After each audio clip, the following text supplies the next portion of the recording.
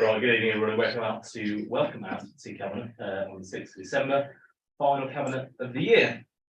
Got a fairly decent agenda tonight, so we'll get straight into it after we've had apologies for absence from Councillor Cox, none of us that we're aware of. Let's go straight into number 3, but first declarations of interest. I'll remember this one back, and we'll get the declarations of interest. No, okay, as usual, if they come up during the meeting, please feel free to interrupt. Councillor Stratton, Thank you, Leader. This is the quarter 2 report, so after 6 months of the financial year. I'll leap straight into it. Firstly, I can report that we have made some improvements on targeted savings throughout the calendar year, although we do still have a way to go. We're around £500,000 down on where we hoped to be. That's discussed in detail in Appendix D. And there are a number of those projects that I would anticipate are unlikely to be achieved in this financial year. And so the short-term position is that they will be funded by general reserves in 22-23. Appendix A and B also take you through a series of decisions that we've taken and new pressures we've encountered, which have placed further pressure on our reserves.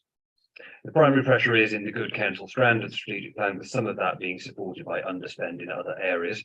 And we show that in detail again at table 3.5, which results in our projected general reserve at the 31st of March 2023 being £6,075,329, which is we have a little under £4.5 million of that available before we approach the current minimum reserves level, and that is £1 million down on where we'd originally forecast.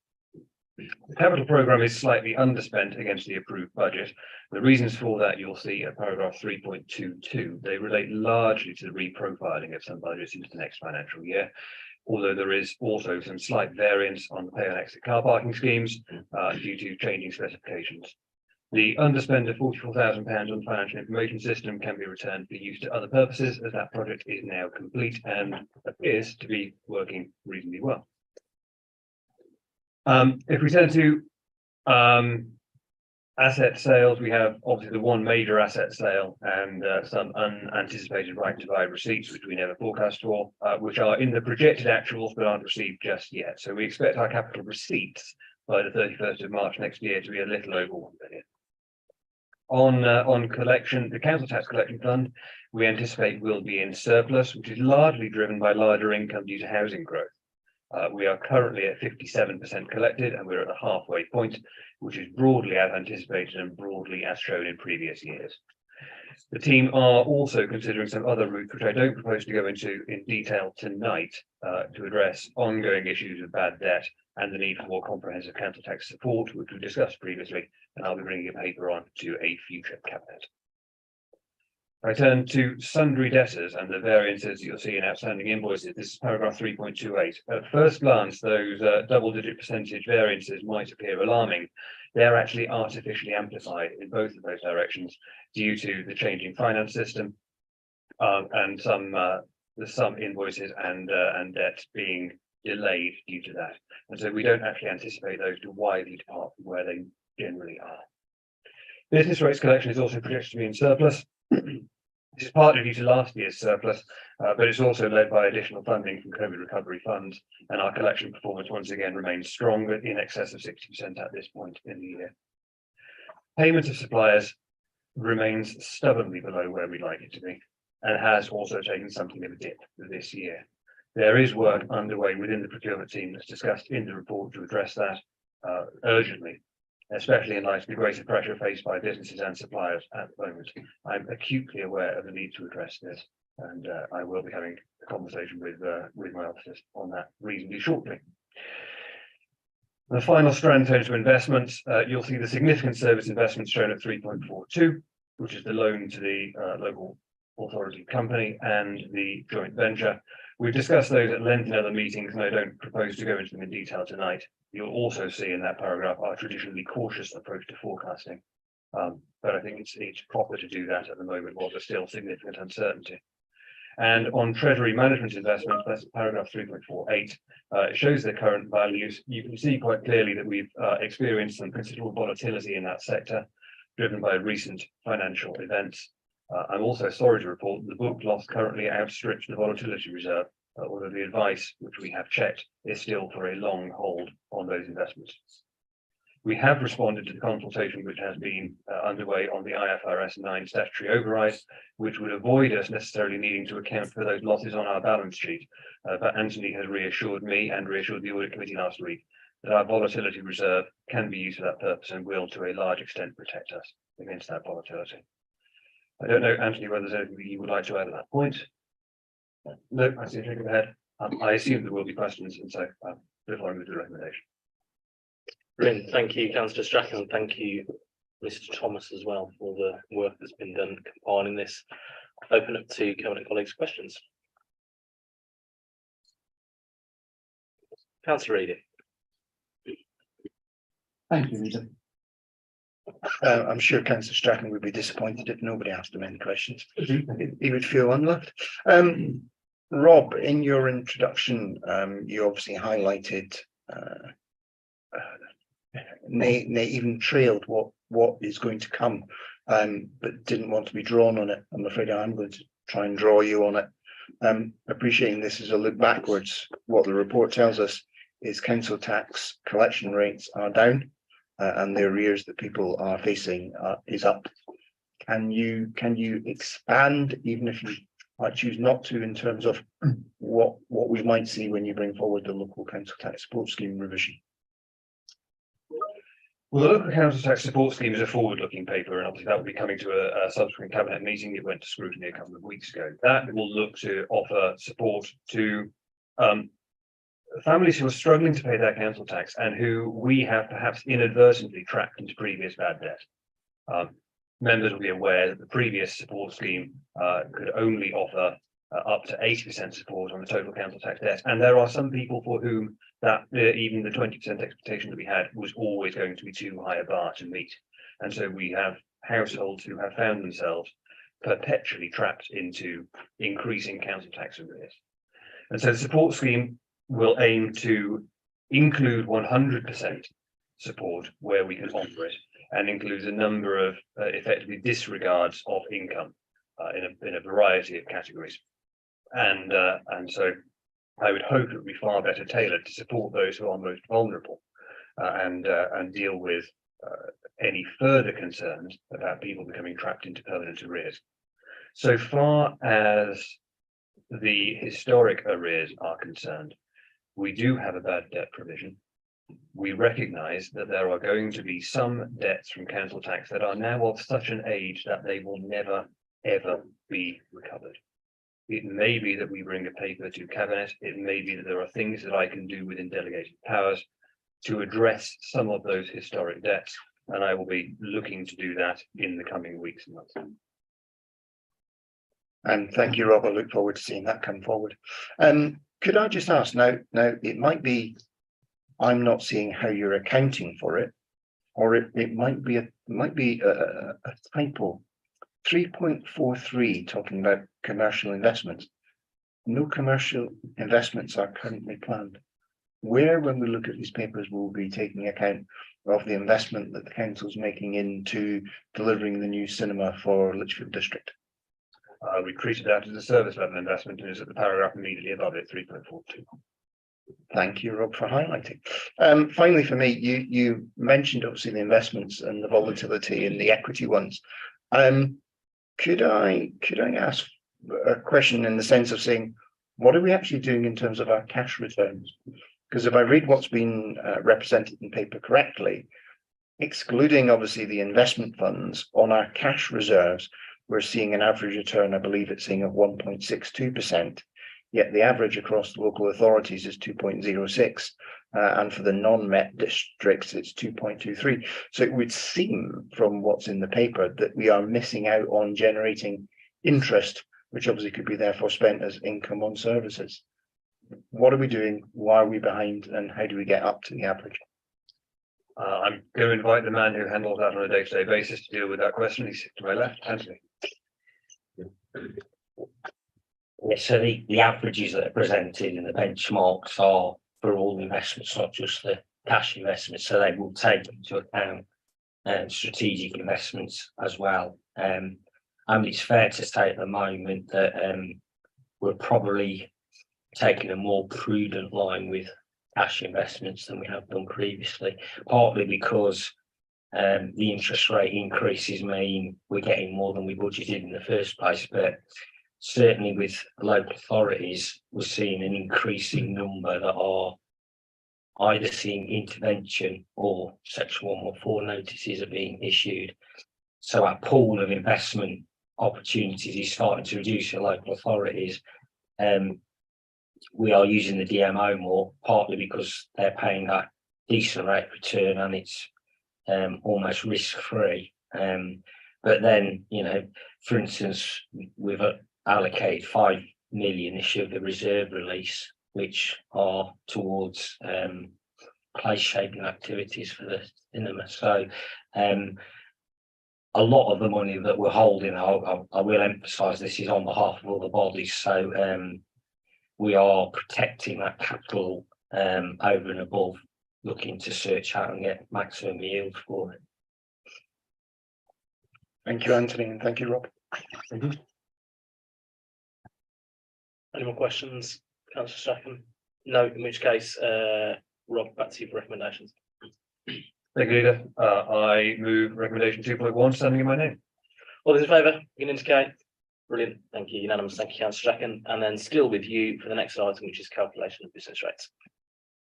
Thank you, Leader. I hope that this is a far more simple one. This is the statutory paper that formally sets our estimates on surplus or deficit on the collection funds and sets the council tax base for distribution to our partner precepting authorities. The data is discussed extensively within the paper. The recommendation shows the duty that we have and that we will carry out post-approval. I would hope it's relatively simple. But are there any questions? Thanks, Councillor Strachan.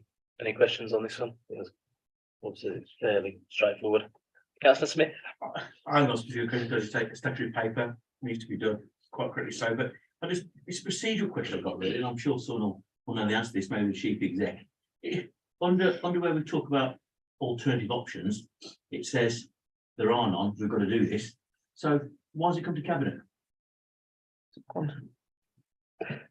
Chief exec or COO, tell us, perhaps because it's delegated to cabinet to make that decision would be my guess, but I think you might. Decision. I think you might have just made answer the question, Chief Leader.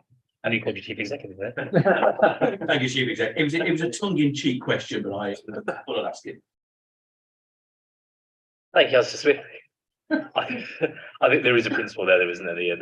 Yeah, we need to get the balance right between doing things in public and also where powers are delegated to individual cabinet members, just crack on and do it where there's no decision to be made. No questions, in which case go to your recommendations, Rob. Thank you, Leader. I move recommendations 2.1 through to 2.3 standing in my name. All those in favour? Thank you. Thank you, Councillor Strachan. Next up, we're on to the homelessness prevention additional resource. This is with you, Councillor Lax, and you are supported by Mr. Bart. Well, first of all, I'd like to thank Mrs. Barton for the work and that of her housing officers behind this paper. And it is a paper to consider proposals to boost staffing levels, provide the additional support to residents who need housing and homelessness support during this cost of living crisis. As a council, we've seen a rise in the number of people applying for social housing and those at risk becoming homeless in recent months. According to national predictions, and I think a crisis issued a report very recently, and our local indicators, the caseload is set to continue to rise over the winter months and into 2023. With this significant increase, it's vital that our housing officers are able to deliver an effective service and that the caseloads remain manageable. And they're currently sitting at way above those recommended, I think, by central government for this. And without their ability to support all applicants, first of all, people won't get a fair assessment, and those who need our help quite often need a lot of support, and they can have very complex needs. So it's about doing a proper job for our residents and giving them the service that they'd expect. So in that respect, the residents need our help more than ever, given what's going on. We also are going to come under pressure because of the ending of the Ukrainian homes arrangements.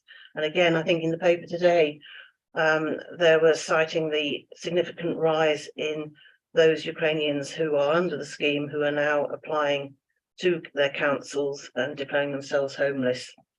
I think in Lichfield, we're fortunate that we haven't got the same level of, shall we say, breakdown or requests, but we've got to be ready to deal with it.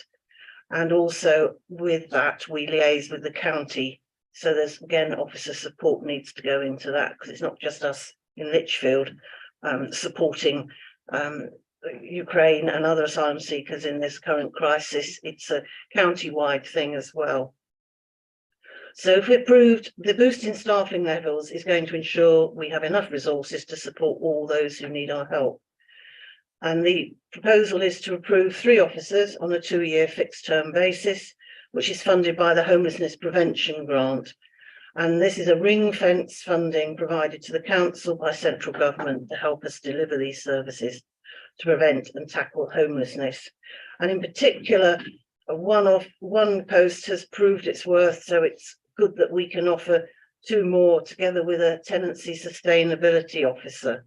Their work is vital, particularly when you've got homeless people who are off the streets into a new tenancy with perhaps complex needs as well. They need our support, and it's an open-ended thing as well, but it's all about keeping people in their tenancies, helping them if problems are identified, and that takes time and expertise of our officers.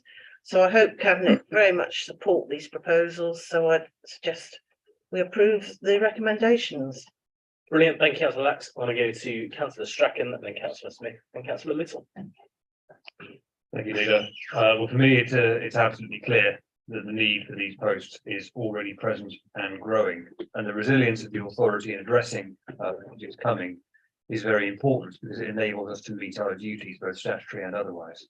I would note that the closure of homes for Ukraine, and in fact our entire approach to this, is actually a strategic risk and sits in our corporate risk register, and was discussed at the audit committee last week. This paper and the motion behind it, I think, would go some significant way to mitigate that. Caseloads are high, more are coming. I would put on record my thanks and my welcome for central government funding to augment our own commitment to tackling homelessness is very welcome. But for me, I can offer this my wholehearted support. I think it's an excellent proposal. I think the fact that it's fixed terms will allow us to assess to what extent it's going to be needed beyond that 2-year term, because there is a risk that this is going to stay with us for some time.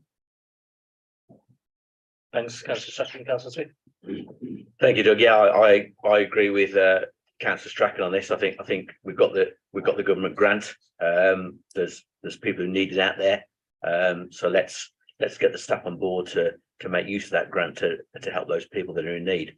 I just got one question, because these are applications we're talking about and casework, etc.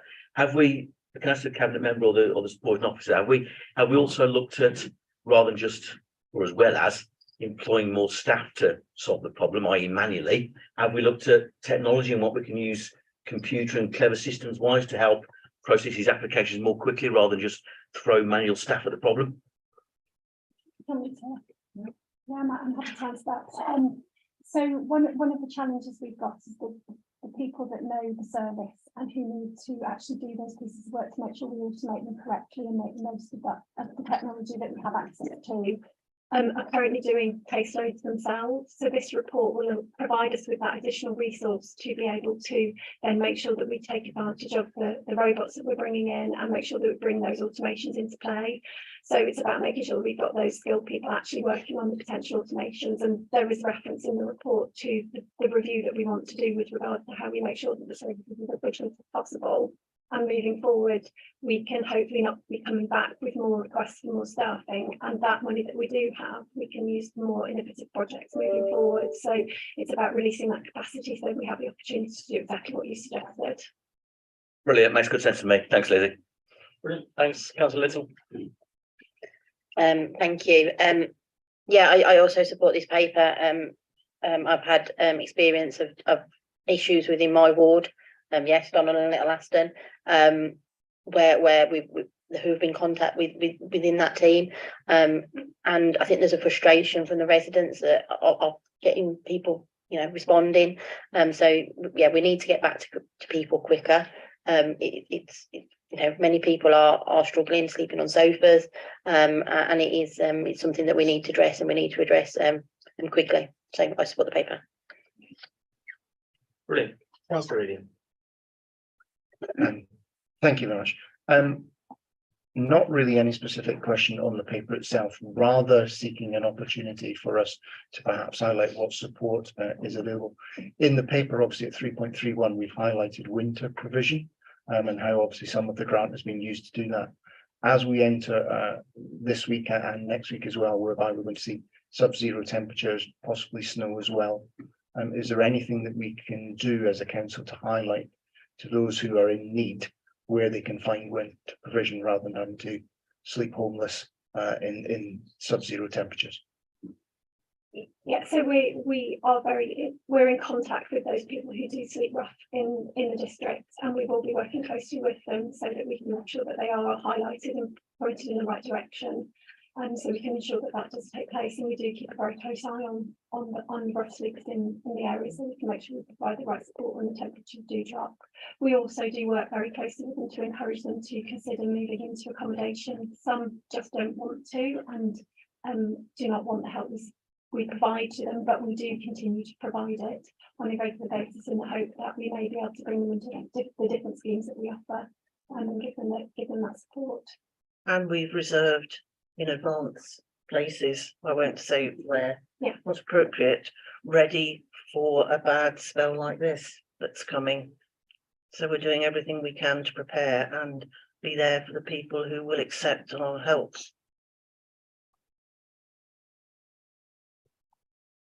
Thank you. Yeah, I mean, it's just really making sure that the message is out there that if anybody either is currently off sleeping or finds himself becoming homelessness, that they know they can turn to us. And we'll certainly look at what we do on the website as well, just to make sure there is, obviously people may not be looking at that website, but anyone that is concerned that someone may be looking at that website, so we can make sure that when the temperatures do drop, that's properly promoted. So I'll pick that up. Brilliant. Thank you all. Councillor Lax, back to you then for the recommendation, please. I move recommendations at 2.1 and 2.2. I should note before I move it, we note the council's involvement in the Beam trial. There is reference to this. It's where we work with an organisation that is very much supporting people to get them into work. So once they've got a roof over their heads, they're able to sustain their tenancy. The support is there to get them into work. So that's all contributes to them, their welfare, their well-being, their sense of worth, and maintaining a roof over their heads. So this is a trial we've gone into. It's very exciting. Already one of our housing officers has identified 2 possible candidates. We're only at the start of the journey, so I'll be probably doing a briefing paper to report back on how that goes. Brilliant. Thank you. I still move Moving to the one. recommendations. Thanks, guys. Alex. All those in favour? Just to be in it. Yeah, I think we're all in favour. Yeah, thank you very much as well. Thank you. Councillor Lax, still with you. We are now on to the final item of tonight's agenda, which is the revised cost per biodiversity unit. And you are supported by, the paper tells me, Christy Charlesworth. I don't believe you joined by Christy Charlesworth this evening. He says, looking at the back of the room. Okay, brilliant. Over to you, Councillor Lax. But I was with Christy yesterday at the national nature recovery meeting up at Wolsey Bridge, which is a county-led thing. And on the biodiversity units, this has come as an urgent paper, so I'm grateful to the work that Christy has carried out. I'll explain why, and the chair of scrutiny, because this was an urgent matter. Our biodiversity unit is a cost that has to be worked on. There's, I'll say, scientific methods to arrive at it. but it's historically now very low because we were leaders in the field and it was set back in 2016. Well, a lot of water and financial things have thrown under the bridge since then. So I think Christy Charlesworth was hoping to have the technical report setting the figure much sooner than this.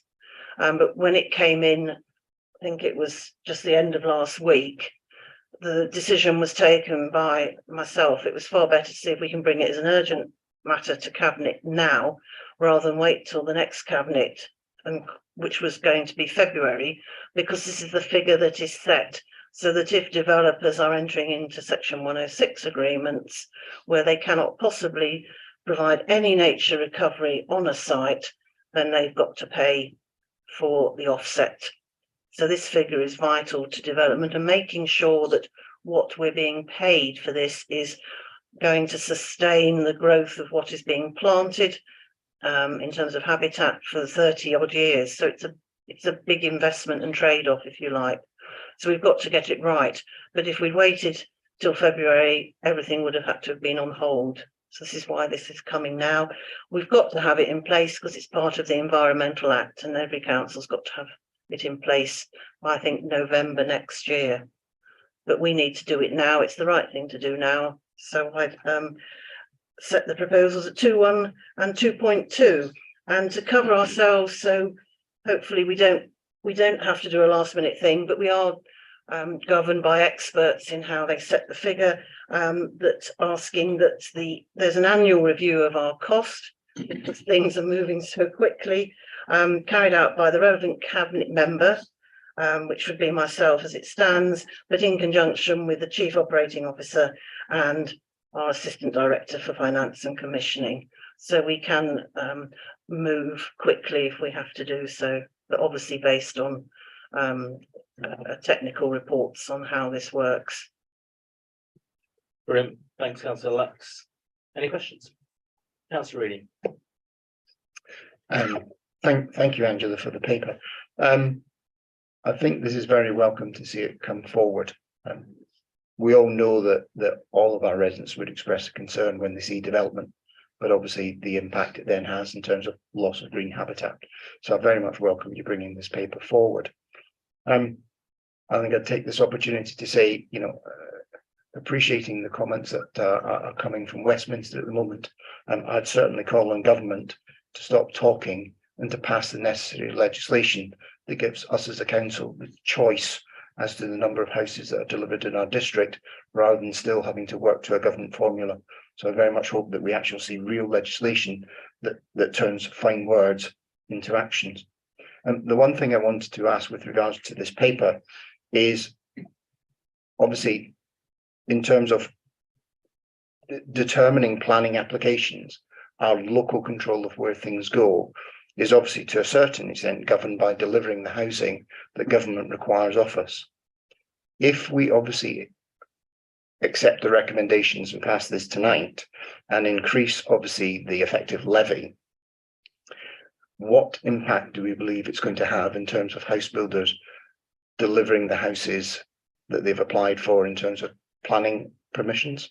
Because obviously if we end up seeing the delivery not happening, that could have an unintended consequence of knocking on and us as a local authority being at risk of losing our own planning decisions, because government turns around and says, under the current scheme as it stands today, you haven't delivered the houses that are required of you as a local authority.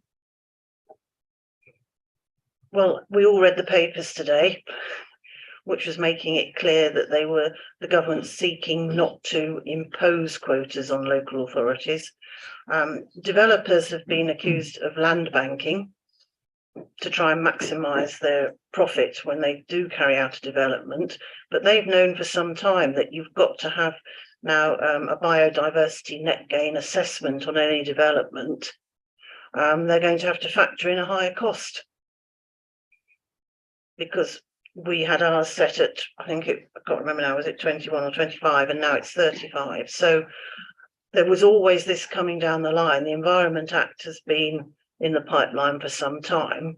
So it's something they're going to have to deal with. What effect it will have on us, I have to be honest, I haven't got my crystal ball with me. It's hard to judge what factors will be at play here. But if they've got to build, they've got to build, but there will be these controls. We're also going to bring in a local design code, and part of that will be the sustainability issues around developments, building nice developments that people like, not the ones that they've criticised, because we'll have more control locally. So slowly but surely, I hope this is taking back more control for us, but we are obviously at the whim of central government on this. So I think that's all I can offer tonight, but we're doing everything we can, given our current powers as a district council. And we're ahead of the curve in this respect on the biodiversity issues. Councillor Alex, what can we, in terms of, so whilst I'd welcome the uplift on this, which clearly we haven't taken the opportunity to do in previous years, it's the best situation would be that biodiversity offset is created on site, actually in the development rather than somewhere else. Can you assure us that through the design code or through any other measures, we'll actually be taking steps to make it more attractive for developers to use or to create that biodiversity offset in the development rather than just paying to put it somewhere else in the district, and actually help us create better communities rather than housing? That's what a local design code is all about. And there will be separate documents supporting it in relation to biodiversity, tree planting, etc. And obviously the best solution is to address all that within a development. Offset, if you like, is the last resort, hence it's going to cost. And it will be a matter that's got to be looked at as we go along. But again, the message will be to developers, if you want to build now in the district, once we have our design code through, this is what you've got to meet. And we've been advised the more clear our design code is, the better it is for us, because they know what they've got to address. Excellent, thank you. Did you have any more points, Councillor O'Neill? No, again, I made the point, Councillor Lax did as well, and it's worth remaking. Come on, government, pass the legislation that makes your words a reality. I'm sure Michael Gove will be watching tonight's cabinet meeting with interest and will respond in due course. We can live in hope. Any more questions on biodiversity? No, brilliant. Okay, back to you, Councillor Lax, for recommendations. I move the recommendations at 2.1 and 2.2, please. All those in favour, you indicate. Brilliant, unanimous. Thank you so much, Councillor Lax, and for your officers as well, who are doing the legwork on that. Much appreciated. That brings us to the end of tonight's meeting and final cabinet meeting for the year. Thank you all.